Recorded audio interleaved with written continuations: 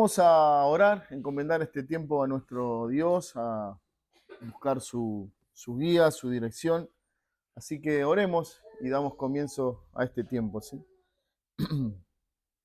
Señor Padre, gracias queremos darte por que tú nos sostienes cada día. Señor, si hoy podemos estar de pie, congregarnos y compartir este tiempo con la iglesia, no es otra cosa que tu cuidado, tu fidelidad para con nosotros, tu misericordia que se renueva cada día y que nos das vida, nos sostienes y queremos agradecerte porque tú eres bueno con nosotros, no merecemos nada de esto, pero en tu infinita bondad tú has determinado que tengamos un día más de vida. Ayúdanos a aprovecharlo, a disfrutarlo, porque todo lo que viene de ti es bueno, Señor, y este día nos ha sido dado no solamente para estar reunidos como iglesia, sino también para alabarte, honrarte, porque solo tú eres digno. Señor, en esta mañana nos disponemos a meditar en tu palabra, que tanta necesidad tienen nuestras almas.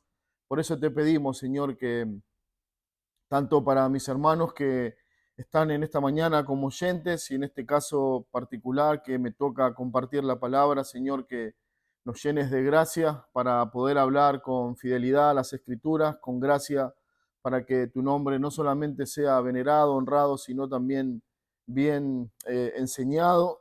Y de la misma manera te ruego por mis hermanos para que tú les des una mente y un corazón sensibles a tu verdad y que tu Santo Espíritu, Señor, que mora en nosotros y que es el autor de la palabra, esté hablando a nuestras vidas, enseñándonos tu verdad para ser confrontados con ella, pero también consolados y animados. Señor, te rogamos que te hagas presente en esta mañana, que edifiques a tu pueblo. Te lo pedimos en el nombre de Cristo. Amén. Muy bien, hermanos. Como ustedes saben, hace varios domingos que venimos avanzando en el Sermón del Monte.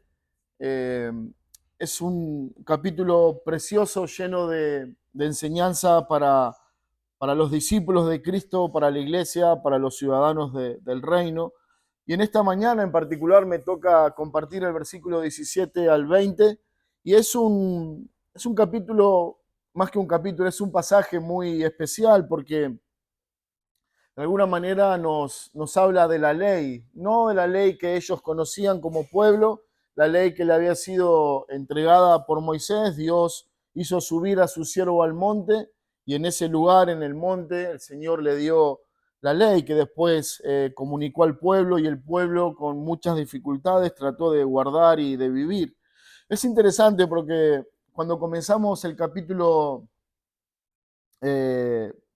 5 de Mateo que vamos a leer, dice que el Señor, viendo la multitud, se acercó a ellos y caminó hacia el monte y en el monte se sentó. Bueno, esto no solamente era la particularidad o la manera o la moda en que los maestros en la antigüedad hacían, se sentaban para que todo el pueblo pudiera escucharle y prestar atención.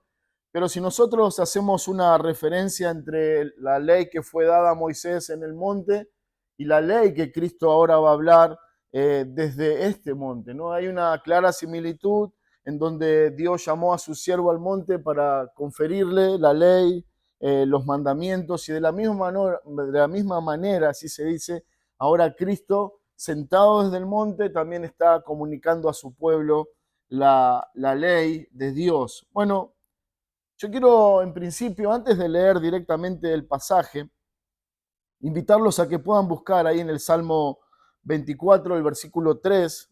Es un salmo muy interesante que nos va a dar una pregunta que nosotros trataremos de responder al final de esta enseñanza. Y la pregunta ahí en el Salmo 24, 3 es: ¿quién subirá al monte de Jehová?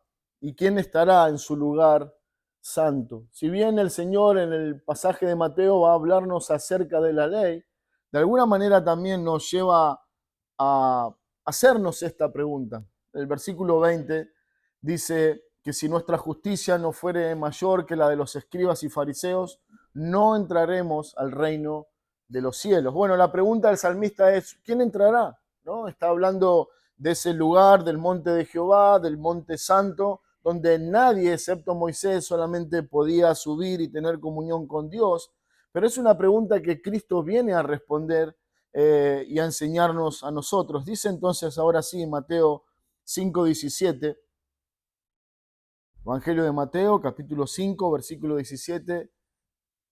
Espero que todos lleguen hasta ahí. Dice el Señor que está hablando, dice, no penséis que he venido para abrogar la ley o los profetas. No he venido para abrogar, sino para cumplir. Porque de cierto os digo que hasta que pasen el cielo y la tierra, ni una jota ni una tilde pasará de la ley, hasta que todo se haya cumplido. De manera que cualquiera que quebrante uno de estos mandamientos muy pequeños y así enseña a los hombres, muy pequeño será llamado en el reino de los cielos. Mas cualquiera que los haga y los enseñe, este será llamado grande en el reino de los cielos. Porque os digo que si vuestra justicia no fuere mayor que la de los escribas y fariseos, no entraréis en el reino de los cielos. Bueno, como se ha repetido en varias enseñanzas, hablando acerca de este capítulo, nosotros tenemos bien entendido que el Señor está hablando en principio directamente a los ciudadanos del reino, a sus discípulos, aquellos que son parte de su pueblo, y Él les está dando instrucciones de cómo deben vivir. Bueno, lo que veíamos hace algunos domingos es que el cristiano tiene que ser como esa luz que alumbra y que brilla para que todos puedan ver la obra de Dios en esta persona y glorifiquen su nombre. Luego les había encomendado la necesidad de hacer buenas obras, de tener una vida que sea un reflejo de la obra de Dios en ellos. Y ahora, en consecuencia, toda esa ley, el Señor los lleva a considerar no directamente a sus discípulos, si bien ellos están ahí escuchando y reciben la enseñanza, Él está como enfocando más ahora esta enseñanza a aquellos que no pertenecen al pueblo de Dios. Y los va a confrontar con esta pregunta, con la pregunta de que si ellos estaban seguros de que podían entrar al reino de los cielos. En el contexto cultural y religioso en el que Cristo está hablando a una nación que había recibido directamente de Moisés la ley de Dios, un privilegio, un reconocimiento que ninguna otra nación había tenido. Ellos, por mandato de Dios, había llamado a su siervo y les había encomendado esta ley que ellos pretendían vivir y honrar. Bueno, para ellos esta expresión, la ley, la entendían de distintas maneras. Podemos decir que la entendían de 4 maneras. Bueno, en principio, cuando hablaban de la ley, podían referirse acerca de los 10 mandamientos. Si bien no era la totalidad de la ley, era un resumen bien claro, bien específico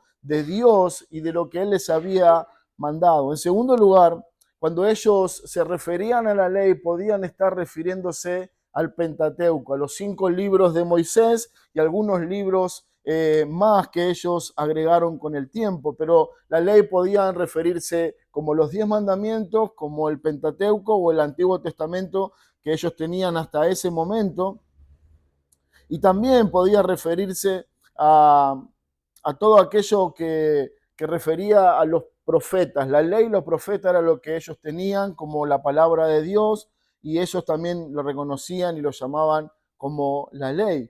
Pero había una cuarta opción, y esa era que los escribas, que eran aquellos hombres que estaban abocados al estudio de la ley, a la interpretación de la ley, que ellos no acostumbraban a escribir o a publicar libros, sino que la comunicación de ese trabajo que ellos hacían, la manera de hacer llegar al pueblo esa información era por medio de una comunicación oral. Ellos se sentaban y enseñaban al pueblo la interpretación que ellos tenían de la ley. Bueno, esto era conocido como también la ley.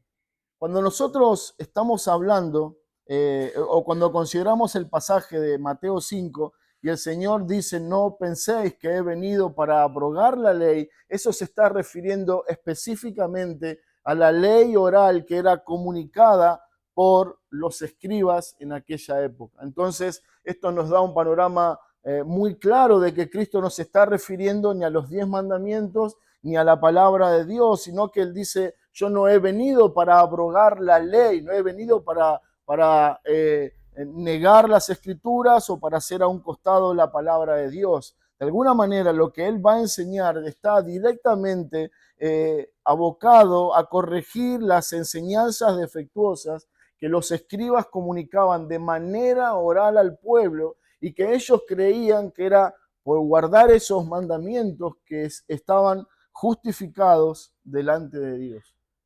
Fariseos, escribas y aún el pueblo, ellos creían que su aceptación delante de Dios estaba completamente ligada a cómo y cuánto guardaban ellos esta ley. Bueno, nosotros sabemos, la ley de Dios había sido dada en principios espirituales y morales que el pueblo debía guardar.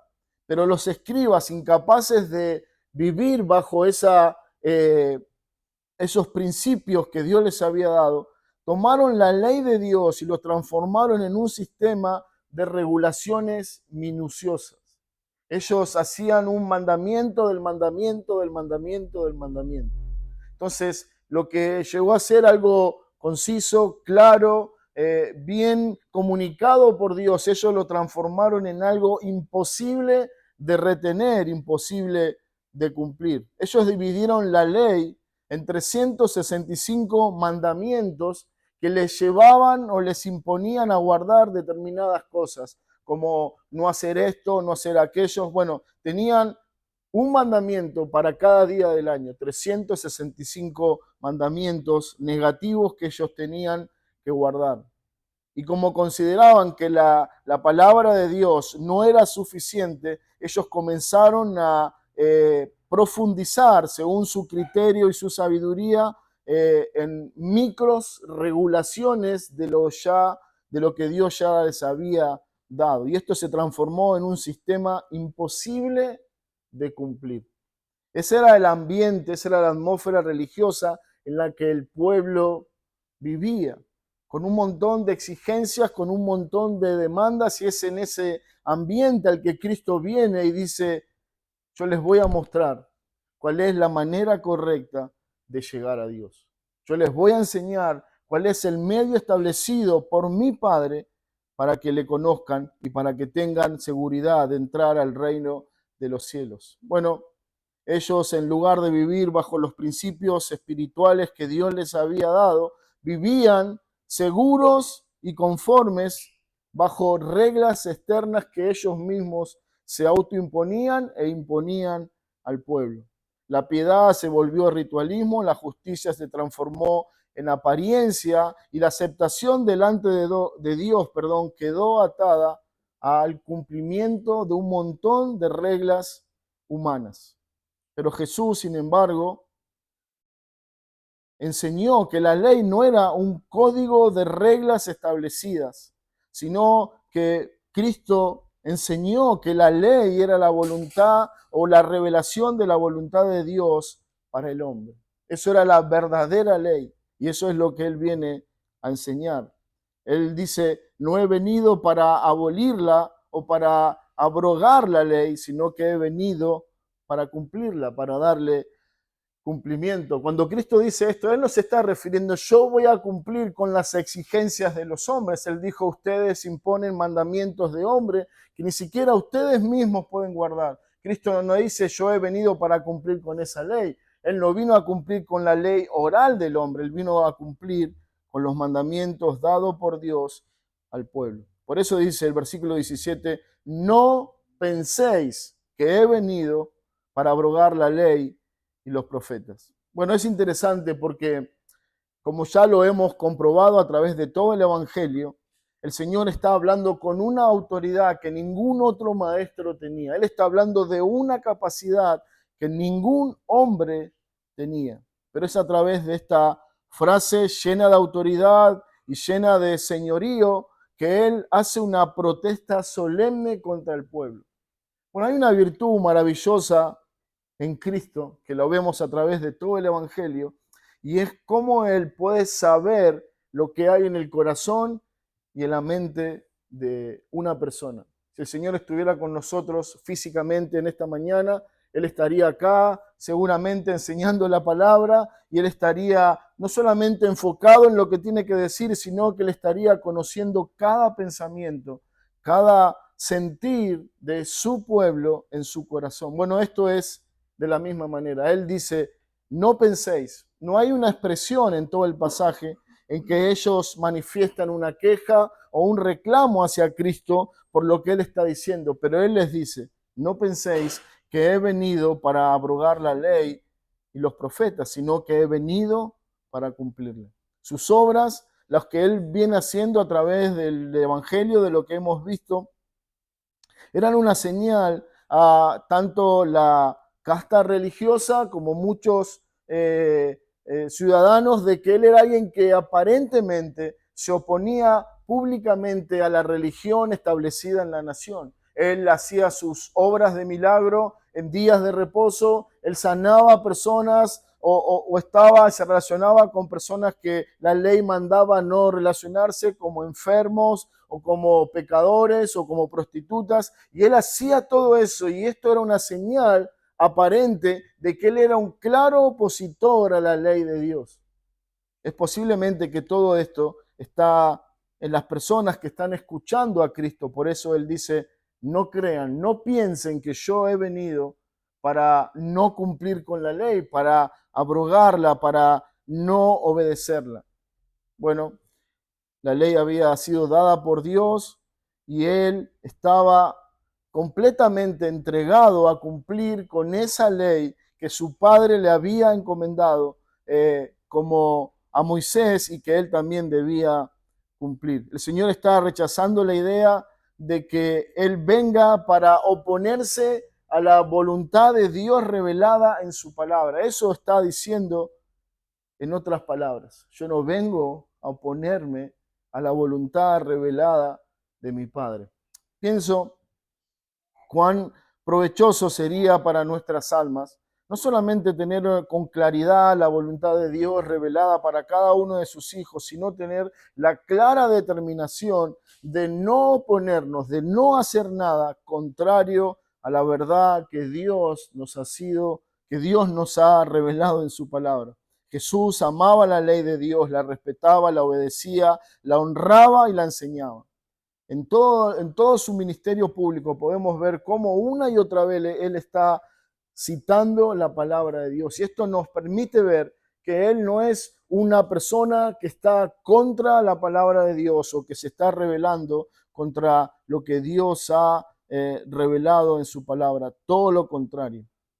Él tenía en alta estima la ley de Dios, amaba y respetaba la ley que Dios había dado a su pueblo. Pero él dice, no he venido para abrogar la ley o los profetas. Bueno, si hay alguien que tenía mucha claridad en el propósito de Dios para su vida, era Cristo. Él sabía específicamente a qué vino y sabía cómo su vida iba a terminar. Bueno, nosotros distamos muchos de ese conocimiento. Nosotros todo el tiempo, gran parte de nuestra vida nos pasamos tratando de descubrir qué es lo que Dios quiere de nosotros. Pero no era así en el caso de Cristo. Él dice, yo sé para qué he venido. Yo sé para qué Dios me envió. Yo sé por qué mi Padre me puso en este tiempo y yo sé para qué estoy acá en la tierra. Y yo no he venido, dice, para abrogar la ley o los profetas, sino para cumplirla. Esa palabra abrogar significa deshacer, dejar sin efecto una cosa o un mandamiento. Cristo está diciendo, yo no he venido para deshacer la ley, no he venido para dejarla sin efecto. Todo lo contrario, yo he venido para cumplirla. Es interesante ver cómo la palabra nos enseña y nos recuerda a través de Gálatas 4:4, dice que Cristo nació nació de mujer y nació bajo la ley. Bueno, esto no es casualidad. No es una cuestión de que, bueno, nació en esta época y ya que tenemos la ley, bueno, consideremos la necesidad de guardarla. No, fue específicamente el plan determinado de Dios que envió a su Hijo en ese periodo para que Él, como un hombre, pudiera venir en este tiempo en que era necesario guardar la ley y que Él, de manera perfecta, como ningún otro hombre, pudiera guardar la ley. Y eso es lo que Él está anunciando a través de esta declaración en el versículo 17. No he venido para abrogar, sino que he venido para cumplirla. He venido para cumplir con la ley que Dios encomendó a su pueblo. Bueno, nosotros tenemos muchas personas y muchas enseñanzas que nos llevan a considerar que, bueno, ya hemos sido libres de la ley. Bueno, que la ley era para otro tiempo, que con la muerte de Cristo y con la salvación por medio de la fe en Él, somos libres de la ley. Y eso es verdad. Somos libres de la ley del pecado, somos libres de cumplir con las exigencias de la ley, pero sí el Evangelio nos conduce a vivir la ley moral establecida a través de los mandamientos. Hermanos, nosotros no somos llamados a cumplir con la ley ceremonial ni con la ley política que el pueblo tenía, pero sí somos llamados como iglesia, como hijos de Dios, a cumplir con la ley moral que Dios envió a su pueblo. Es esa la conducta de un hijo de Dios que debe tener en estas tierras. Bueno, la ley moral continúa como una norma de vida. Ahora, Cristo nos va a mostrar a través de todo su ministerio cómo Él de manera cabal y perfecta fue cumpliendo con las exigencias de estos mandamientos. Jesús vivió en perfecta obediencia a la ley de Dios. Murió por los que no podían guardar esta ley y por los que quebrantaron esta ley. Fue Él quien cumplió en lugar nuestro lo que nosotros no podíamos cumplir. Por eso Él dice, yo no he venido para anular la ley, todo lo contrario, he venido para cumplirla, porque lo que ustedes necesitan para entrar al reino de los cielos es cumplimiento total de la ley de Dios. Y eso es lo que Cristo está anunciando y eso es lo que Cristo hizo. Bueno, mientras Jesús está aclarando o anunciando estas palabras, muchos de los fariseos, y aún la historia nos enseña que eran ellos que se ponían por encima de la palabra inspirada de Dios dada al pueblo. Quizás en capítulos más adelante vamos a ver cómo muchos de los religiosos señalan a Cristo como alguien que se opone a la ley de Moisés o que está haciendo algo contrario a la ley que Dios dio a su pueblo. Pero si nosotros hacemos un rápido repaso histórico, notamos, por lo que hablábamos al comienzo, que eran ellos, los fariseos, los que exaltaban o ponían sus tradiciones por encima de la palabra inspirada de Dios. Jesús les está diciendo a través de estas palabras, yo no he venido para hacer lo que ustedes ya están haciendo.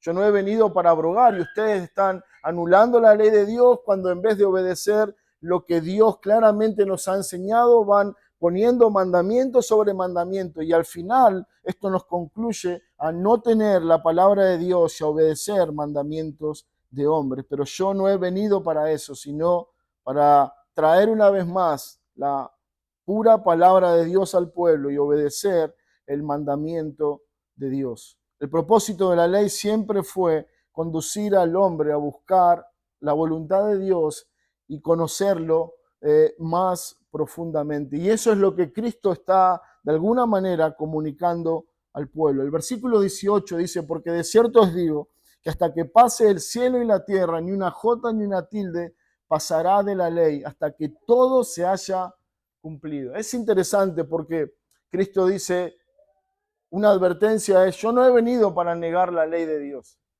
Pero si ese fuera mi intención, la palabra de Dios que es eterna es innegable. Nadie puede oponerse, nadie puede dejar de cumplir lo que ella ha anunciado, porque esa es la cualidad de la palabra de Dios. Bueno, con esta afirmación solemne Jesús está proclamando no solamente la autoridad absoluta de las Escrituras, sino que nos está hablando de su condición eterna. La palabra de Dios es eterna. Bueno, algunos versículos que nos hablan de esto, por ejemplo, el Salmo 55:11 dice, así será mi palabra que sale ¿Dije Salmo? No, no es Salmo, perdón. Isaías 55:11 dice, así será mi palabra que sale de mi boca, no volverá a mí vacía, sino que hará lo que yo quiero y será prosperada en aquello para que la envíe. Bueno, hermanos, esta es la esperanza maravillosa que todo cristiano debe arraigar en la palabra de Dios. Esta es nuestra esperanza segura. Todo lo que Dios ha dicho en una correcta interpretación de la palabra, en consonancia con la voluntad de Dios, con el Evangelio de Cristo, todo eso que está ahí escrito es una esperanza gloriosa para nosotros. Dios dice que mi palabra será cumplida. Y eso es lo que Cristo está anunciando. Todo papá, todo hijo, todo esposo, toda esposa debe tener su seguridad abrazada a esta verdad declarada por Dios y por Cristo en la palabra. Él dice, así será mi palabra. Mi palabra cumplirá el propósito para el cual la he enviado. Si el propósito es a través de esa enseñanza comunicar el evangelio, eso no solamente concluirá anunciando el evangelio, sino que esa poderosa palabra de Dios en consonancia a la voluntad de Dios traerá salvación para los hombres. Bueno, nosotros somos testigos de todo eso. Nosotros un día hemos escuchado la palabra de Dios y Dios en su plan eterno había determinado que esa palabra llegara a nosotros, que el evangelio fuera escuchado por nosotros. Él nos dio fe, nos dio un nuevo corazón y entonces podemos comprobar cómo en nuestra propia vida este versículo se hace realidad. Dios envió su palabra con el propósito salvífico de alcanzar tu alma y fue así que hoy podemos estar seguros de que esa palabra se cumplió con creces en nuestras almas. Esa palabra llegó, trajo luz y salvación a tu alma y eso es lo que Cristo está diciendo. Ni una jota, ni una tilde de esta ley dejará de tener cumplimiento. Esto es maravilloso porque hay un montón de promesas a la cual nosotros podemos abrazar con esperanza bajo esta seguridad que Dios está comunicando. Mi palabra se cumplirá. Eso es lo que Dios está diciendo. Eso es lo que Cristo está anunciando. La palabra de Dios siempre tendrá cumplimiento. Es maravilloso cuando lo miramos, cuando miramos las promesas de Dios, la garantía que Dios nos da a través de esta verdad, pero también es algo de temer cuando Dios dice que el hombre será juzgado en su pecado y en su incredulidad al rechazar a Cristo. Eso no significa que así con la misma fidelidad como Dios cumple sus promesas, su cuidado de nosotros, de la misma manera Dios cumplirá su juicio y su condenación sobre todos los hombres.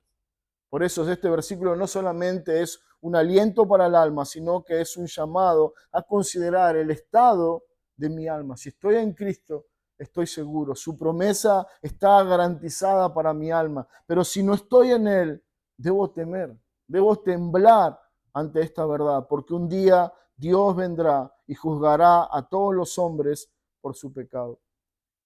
Jesús está anunciando una verdad maravillosa. Él dice, de cierto os digo, que va a pasar el cielo y la tierra, pero aún así todo se puede deshacer, puede deshacerse todo el orden de la creación, pero aún así mi palabra no dejará de cumplirse. Eso es lo que Cristo está anunciando y lo que Él está anunciando también tiene clara relación con lo que dijo antes. Yo he venido a cumplir esa ley, una ley que es eterna, una ley que es perpetua, una ley que no puede negarse. Por eso ahora el versículo 18, Él va a decirle, 19, que si hay alguien que enseña a los hombres incorrectamente un mandamiento de Dios, es considerado como el menor de los hombres. Pero dice Isaías 48, secase la hierba, marchitase la flor, mas la palabra de nuestro Dios permanece para siempre.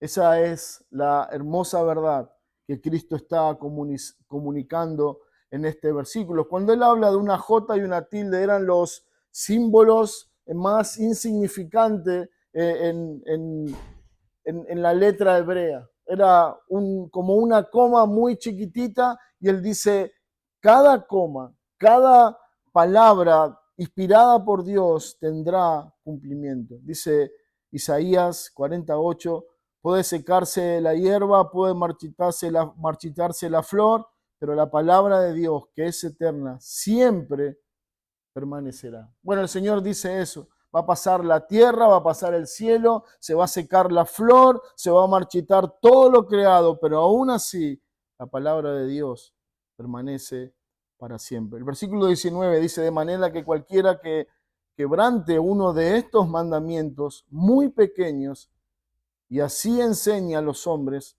muy pequeño será llamado en el reino de los cielos, mas cualquiera que lo haga y los enseñe, este será llamado grande en el reino de los cielos. Ahora nosotros podemos darnos cuenta cómo de manera directa Él está enfocando su discurso a los maestros de la nación. Había una costumbre entre los fariseos de llamar a, bueno, estos son mandamientos pequeños y estos son mandamientos grandes. Estos son mandamientos respetables y estos son mandamientos no tan respetables. Esto sí hay que guardar, pero esto no hay que guardar. Ellos estaban ocupando un lugar que no le correspondían. Ellos no eran los dadores de la ley para establecer qué debían cumplirse y qué no debían cumplirse. Y es eso lo que el Señor está corrigiendo. Él está hablando contra aquellos maestros en la nación que entendían que podían tomarse la libertad de enseñar al pueblo cosas que Dios no les había mandado. Bueno, Jesús va a revelarnos de qué manera Dios ve los mandamientos. Él ya nos ha hablado, bueno, yo he venido para cumplir la ley y esa es la demanda de Dios para todos los hombres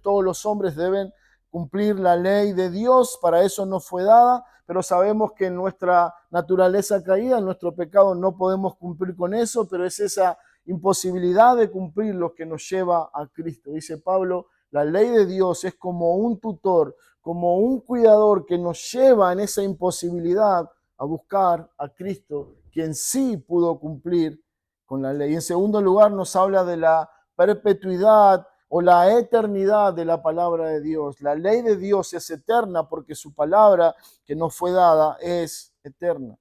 Y en tercer lugar, lo que estamos viendo es que, bueno, nadie puede arrobarse esa autoridad de decir o determinar qué cosas debemos cumplir y qué cosas no. Por eso dice él, cualquiera que quebrante uno de estos mandamientos muy pequeños será llamado en el reino de los cielos. El verbo que el Señor usa acá en esa palabra, quebrantar, significa anular o dejar sin efecto o despreciar los mandamientos.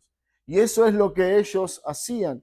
Pero no solamente lo hacían de manera particular, no solamente ellos se tomaban la libertad, el atrevimiento de decir, bueno, esto sí podemos cumplirlo y esto no puedo cumplirlo, sino que además dice que la condenación pesaba más sobre ellos porque esto ellos enseñaban al pueblo.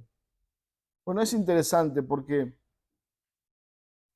si Dios está señalando como algo pecaminoso, algo contrario a la ley dada de Dios a su pueblo y a su reino, esto nos tiene que hacer llamar la atención porque muchas veces nosotros obramos en ese mismo papel o con esa misma libertad. Nosotros nos imponemos muchas veces que hay determinadas cosas o determinados mandamientos que yo puedo cumplir, que yo debo guardar y otros que me puedo tomar la libertad de no hacerlo. Hermano, eso no es correcto. Toda la palabra de Dios, creemos y afirmamos, es inspirada y eterna palabra de Dios. Toda la palabra de Dios, en una clara interpretación, en un claro entendimiento de lo que Dios está comunicando en cada pasaje, en cada libro y en cada enseñanza, se nos impone la urgencia de obedecerlo. Los fariseos, los escribas, ellos decían, bueno, este mandamiento que Dios dio, bueno, se puede guardar y este no. Y nosotros actuamos de la misma manera. nosotros actuamos bajo esa misma rebelión ante la palabra de Dios. Cada uno debe examinar su corazón en esta mañana y revisar qué área de nuestra vida o qué mandamientos de la palabra de Dios no estamos guardando. Toda la palabra es la palabra autorizada de Dios. Todos los mandamientos de Dios se nos han dado, no solamente para descansar en la verdad que ellos comunican, sino para hacerlos partes de nuestra vida, en obediencia, en una práctica piadosa, en nuestro diario vivir. Bueno, Jesús en Mateo 23, versículo 23 dice: ay de vosotros, escribas y fariseos hipócritas, porque diezmáis la menta y el eneldo y el comino y dejáis lo más importante de la ley, la justicia, la misericordia y la fe. Esto es necesario hacer sin dejar de hacer aquello. Hay una crítica elevada de parte del Señor y dice con nombre y apellido: escribas y fariseos son hipócritas, porque ustedes se encargan en guardar determinados mandamientos de la ley de Dios, pero se olvidan de lo más importante, que es la justicia, la misericordia y la fe. Cosas que ellos no tenían, carecían de la justicia de Dios, carecían de la misericordia y no tenían fe para creer en el Evangelio. Entonces, todos ellos vivían de una vida llena de apariencia de piedad, una vida que reflejaba cierta espiritualidad, pero no tenían absolutamente nada acerca de Dios. Jesús reconoce que hay una necesidad imperiosa de guardar todos los mandamientos de Dios. Por eso Él está mencionando el versículo 19, que cualquiera que quebrante uno de estos mandamientos será considerado muy pequeño en el reino de Dios. Sin embargo, dice, pero el que enseñe a los hombres, dice, y así enseñe a los hombres, muy pequeño será llamado en el reino de los cielos, mas cualquiera que los haga y los enseñes, este será llamado grande en el reino de los cielos. Bueno, esa palabra grande era como ser reconocido. No significa, bueno, a lo que nosotros podemos entender por grandeza, sino que tiene que ver con un reconocimiento en el reino de los cielos. Y lo que Cristo está diciendo entonces es que el reconocimiento para el pueblo de Dios no van a ser por sus logros, no van a ser por sus cantidad de obras o de logros personales o ministeriales en el servicio a la iglesia, sino que ellos serán reconocidos por su obediencia a la palabra de Dios. Note lo que dice el versículo 19, que aquel que no hace no será reconocido, sino que será visto como alguien pequeño, insignificante en el reino de Dios. Sin embargo, aquellos que lo haga y los enseñe, este será llamado grande en el reino de los cielos. Bueno, este es el llamado del Evangelio, un llamado a la obediencia, un llamado a vivir bajo las enseñanzas dadas en la ley y en los mandamientos de Dios para nuestra vida. Nosotros podemos ser parte de una iglesia local y congregarnos y asistir con fidelidad todo el tiempo, pero para Dios eso no tiene ningún significado si esto no está impulsado y acompañado por la obediencia a su palabra. Alguien dijo, no importa cuánto sabes de la Escritura, sino cuánto vives y obedeces de la Escritura.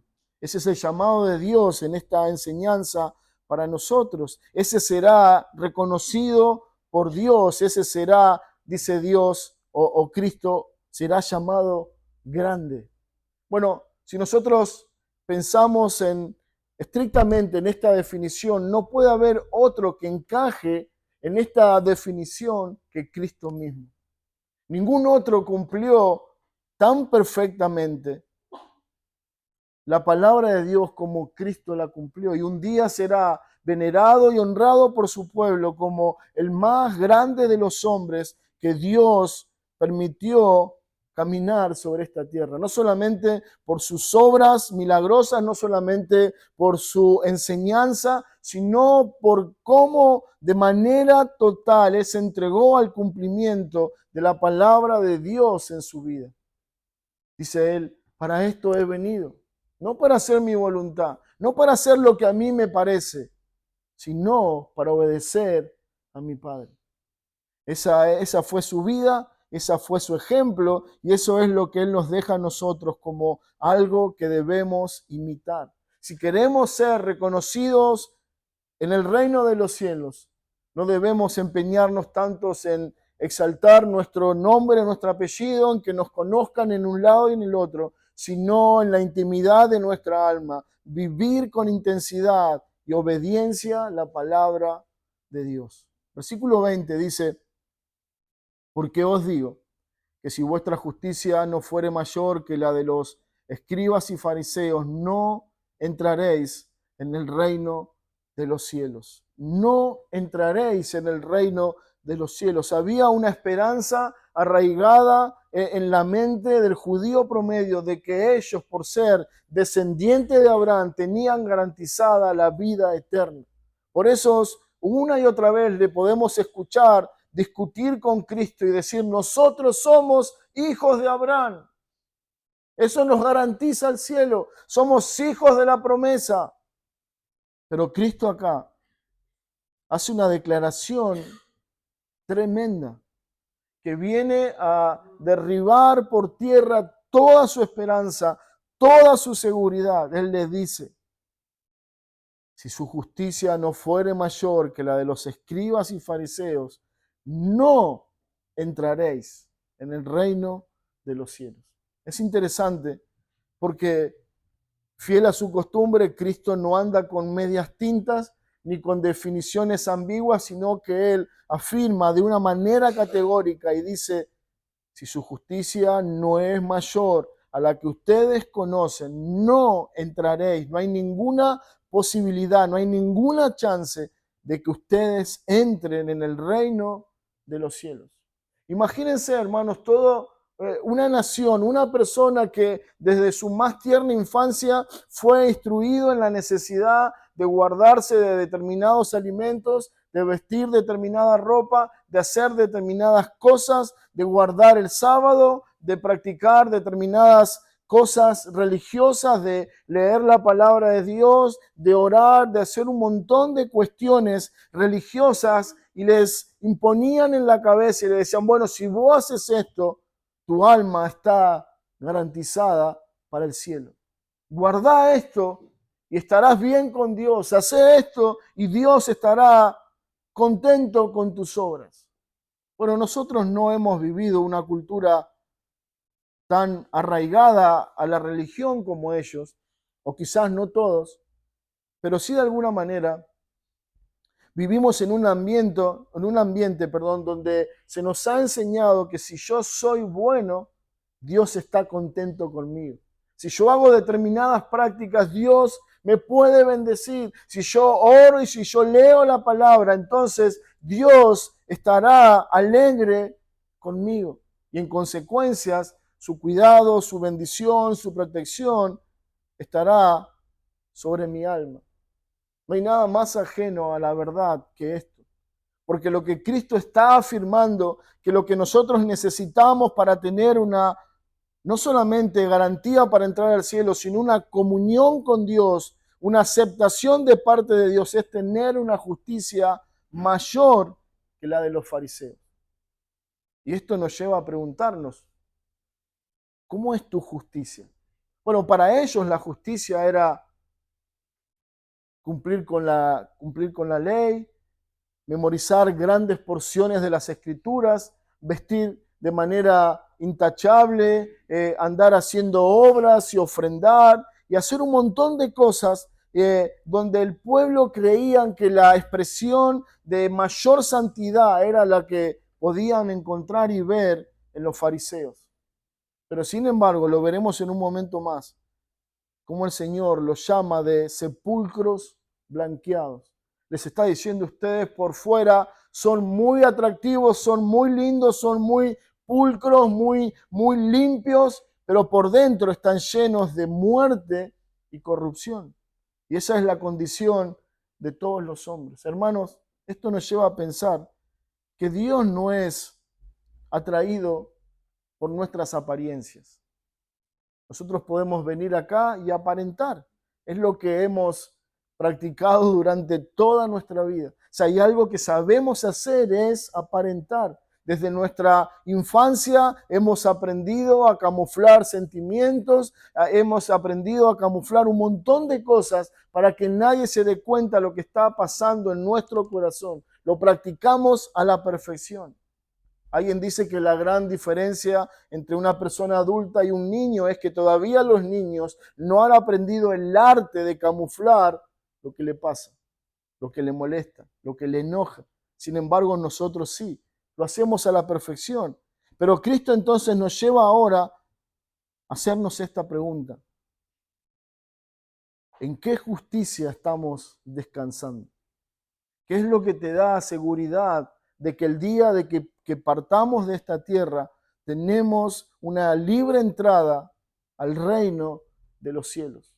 Alguien puede decir, bueno, yo vengo todos los domingos a la iglesia. Alguien puede decir, bueno, pero yo también me he bautizado, yo leo mi Biblia todos los días, hago oración 3 veces al día, ofrendo, cuido a las viudas, a los enfermos, estoy haciendo obras constantemente en mi vida y esas son cosas buenas.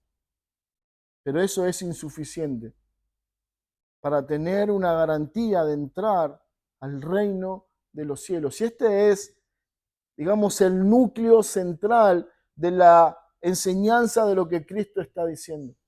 Él no solamente se abocó a decir, yo no he venido para imponerme a la palabra de Dios, yo he venido para cumplirla, yo no he venido para enseñar otra cosa contraria a la palabra de Dios, he venido para sujetarme a esa voluntad. Él nos ha hablado de que la palabra de Dios permanece para siempre, pero ahora en tono de advertencia Él dice, revisa tu justicia, examina en qué justicia está descansando. Ellos, el judío promedio, los fariseos de la época, descansaban en su propia justicia, en las obras humanas que ellos podían hacer. Ellos se sentían realizados, se sentían orgullosos de poder ver en su vida o poder mostrar en su vida cómo cumplían con la ley de Dios. Les encantaba. Pero dice Cristo, todo eso no tiene ningún valor delante de Dios. Mateo 23-25 dice, ay de vosotros, escribas y fariseos hipócritas, porque limpiáis los de afuera del vaso y del plato, pero por dentro estáis llenos de robo y de injusticia. De nada te sirve, está diciendo Cristo, de nada sirve tu apariencia externa, de nada sirve tu cuidado, de nada sirve tu apariencia religiosa si no hay una obra del Espíritu en tu alma que te llevó a una regeneración y a una salvación en Cristo. Versículo 27 del mismo capítulo dice, ay de vosotros, escribas y fariseos hipócritas, porque sois semejantes a sepulcros blanqueados que por fuera a la verdad se muestran hermosos, mas por dentro están llenos de huesos de muertos y de toda inmundicia. Me impacta la frase del Señor cuando dice, ay de ustedes que tienen la esperanza puesta en su propia justicia, ay de ustedes que descansan en su religiosidad, ay de ustedes que están confiando en sus buenas obras, son miserables porque un día llegará cuando descubrirán que toda esa justicia, todas esas obras de nada les sirvió. Por eso el Señor decía, Mateo 5:8, bienaventurados los limpios de corazón, porque ellos verán a Dios. Ellos son los que tienen garantizado el cielo, no los que descansan en sus propias obras, en su propia justicia, sino los que son limpios de corazón, no como una limpieza propia o personal, sino por la obra de Dios en ellos. Son bienaventurados. Esos son los felices porque Dios está en paz con ellos. Los fariseos eran justos ante su propia opinión, ante sus ojos eran santos y eran hombres que debían ser aceptables delante de Dios. Su justicia lo llenaba de orgullo y de autosuficiencia. Sin embargo, Cristo anuncia a su pueblo y dice: bienaventurado el que tiene hambre y sed de justicia. Ese hambre de justicia no era por justicia en lo particular, sino que se está refiriendo a que ellos, reconociendo su pecaminosidad, su imposibilidad de cumplir con la ley de Dios, tenían sed, anhelo de la justicia de Dios que pudiera justificarlo delante de su ley y así ser acepto. Y Cristo dice: bienaventurados son los que tienen ese reconocimiento, saben que no hay justicias en ellos, saben que no hay ninguna posibilidad de cumplir la ley de Dios y entonces así corren a abrazarse, a apropiarse de la justicia de Cristo. Romanos 3:21 dice: pero ahora, aparte de la ley, se ha manifestado la justicia de Dios, testificada por la ley y por los profetas, la justicia de Dios por medio de la fe en Jesucristo para todos los que creen en Él, porque no hay diferencia. Hasta ahí nomás, no hay diferencia. Bueno, la justicia sobre la que nosotros debemos descansar no es una justicia propia, no es una justicia que nosotros podemos conseguir o mostrar. Está descansando en la fe y es en esa fe en Cristo que nosotros podemos estar seguros. La máxima que Cristo está anunciando en la palabra dice: si vuestra justicia no fuere mayor que la de los escribas y fariseos. Ellos tenían una justicia, podemos decir, aparente, que ostentaban, que mostraban. Sin embargo, Él está diciendo: esa justicia no sirve para nada. Cuando Él dice que nosotros necesitamos tener una justicia mayor, no nos está hablando de que tenemos que hacer más de lo que ellos hicieron. Nos está hablando, el significado en el original es una justicia distinta, una justicia diferente, una justicia que es acepta por Dios, no la justicia de los hombres, porque todas nuestras obras están manchadas como trapo de inmundicia. Nuestro pecado tiñe de oscuridad y de rebeldía todo lo bueno que nosotros podamos hacer. Sin embargo, cuando somos investidos con la justicia de Cristo, entonces esa justicia es mucho mayor que la justicia que todos los hombres pudieran lograr como uno solo. Esa justicia es la que nos lleva a Dios, es esa justicia la que Cristo está demandando de la nación. La justicia mayor que de los fariseos es esa justicia que descansa en la obra preciosa de Cristo en la cruz del Calvario. Pero Cristo asevera y dice: si su justicia no es mayor, no entrarán en el reino de los cielos. O sea, es una advertencia solemne, es una advertencia que Cristo está dando al pueblo que estaba esperanzado en lo que habían equivocadamente escuchado de sus maestros. Él dice: no entraréis, no entraréis. Esto significa de que no hay ninguna posibilidad. En el original se podría leer esta frase de esta manera: es absolutamente imposible que alguien entre en esta justicia. Y querido hermano, querido amigo, esta es la advertencia para nosotros en esta mañana. No importa hace cuánto tiempo vienes a la iglesia, no importa hace cuánto tiempo has pasado por las aguas del bautismo, no importa cuánto conoces de doctrina, de teología, de la confesión o de lo que sea. Si tu esperanza no está puesta en la justicia de Cristo, en su sacrificio eterno, entonces nunca, nadie absolutamente entrará en su propia fuerza, en su propia justicia al reino de los cielos. Esa es la advertencia de Cristo para aquella época y es la advertencia de Cristo para nosotros. ¿Se acuerdan? El Salmo 24, la pregunta era: ¿quién entrará? Bueno, la realidad es que hoy en nuestras fuerzas, en nuestra humanidad, en nuestro pecado, en nuestra justicia, nadie puede entrar. Pero si quieres entrar, hay un solo camino que te puede llevar a recibir esa justicia. No son tus obras, no son tus bondades o tus méritos personales, es nuestra fe en el Hijo. Es nuestra fe en el Hijo de Dios. Es a través de Él, el camino vivo y nuevo que Dios nos abrió, que podemos entrar al reino de los cielos. En esta mañana quiero animarte a que meditemos juntos en esta preciosa verdad del Evangelio.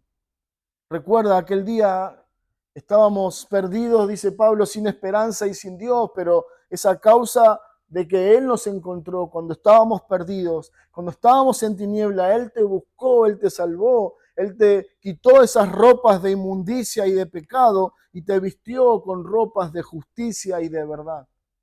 Y es en base a esa obra que tenemos entrada libre a la presencia de Dios. Es en base a esa obra que tenemos garantizado el reino de los cielos. Que el Señor nos ayude a meditar en esta preciosa verdad. Vamos a orar y terminamos con este tiempo. Señor, Padre, gracias.